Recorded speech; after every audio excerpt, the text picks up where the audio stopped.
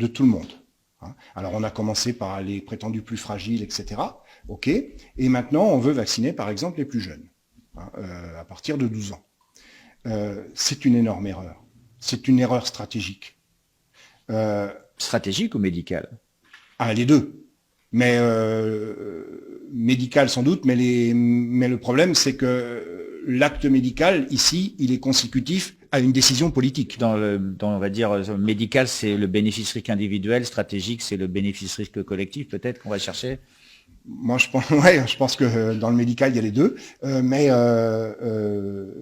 c'est une erreur stratégique puisque la décision est politique. Hein, on a d'ailleurs un conseil qui est un conseil de guerre, je ne sais plus comment on appelle ça, un conseil de défense, où tout se fait à huis clos et on n'a aucune transparence. Il y a des décisions qui sont prises qui sont des énormes erreurs. Et quand j'entendais encore sur des médias ce matin, les gens se faire dire oui, tout le monde part bille en tête en disant la vaccination c'est la solution. Admettons que ce soit la solution, admettons, et que les vaccins soient suffisamment sûrs, admettons. Voilà, on a résolu tout ça, les vaccins sont sûrs, la vaccination c'est la bonne solution, admettons. Hein, je ne dis pas que c'est le cas, mais posons cette hypothèse.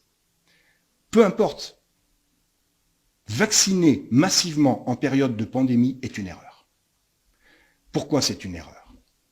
Parce qu'en période de pandémie, le virus circule, par définition. Si le virus circule, il y a des variants qui émergent, qu'ils soient des mutants ou des recombinants. Ces variants ne posent problème que s'ils échappent à l'immunité, hein, comme le variant Delta, par exemple, dont on parle en ce moment. Or, ce variant, si on est en période de vaccination massive, ça veut dire que la souche d'origine va être freinée, puisque les vaccins la bloquent, puisque les vaccins sont efficaces contre la souche d'origine. Donc cette souche d'origine ne peut plus faire de compétition au variant. Et le variant a la voie libre.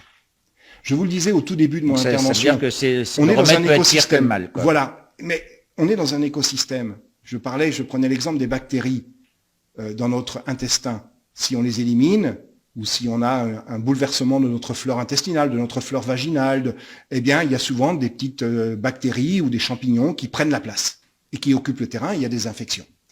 Il faut qu'il y ait cette compétition. Dans les hôpitaux, on utilise beaucoup d'antibiotiques. Et on comprend pourquoi, hein, on ne va pas le reprocher, bien sûr. Sauf qu'il y a des bactéries résistantes aux antibiotiques.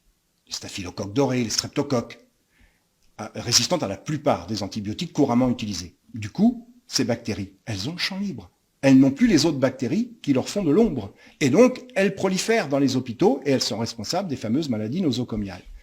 Eh bien, qu'est-ce qu'on est en train de faire ici en vaccinant massivement en période de pandémie? On est en train de bloquer la souche d'origine qui ne fera plus d'ombre aux variants. Et les variants auront la voie libre. C'est-à-dire qu'on est en train de faire du vaccin vis-à-vis de SARS-CoV-2, vis-à-vis du virus, ce qu'on fait avec les antibiotiques vis-à-vis des bactéries.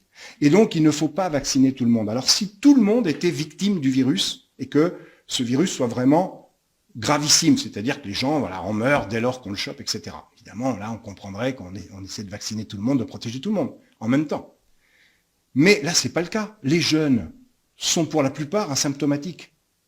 C'est-à-dire qu'ils véhiculent le virus pas population à risque, donc, sans être malades. Ouais. Mais il faut en profiter, c'est une aubaine. Il faut laisser le virus circuler via les jeunes, parce qu'eux ne sont pas malades, mais ils permettent au virus d'être toujours là, et donc de faire de l'ombre à d'éventuels variants. Imaginons qu'émerge un variant encore plus méchant que le Delta. Et ça va peut-être arriver. Je suis pas là pour jouer les oiseaux de mauvais augure, mais on peut le craindre.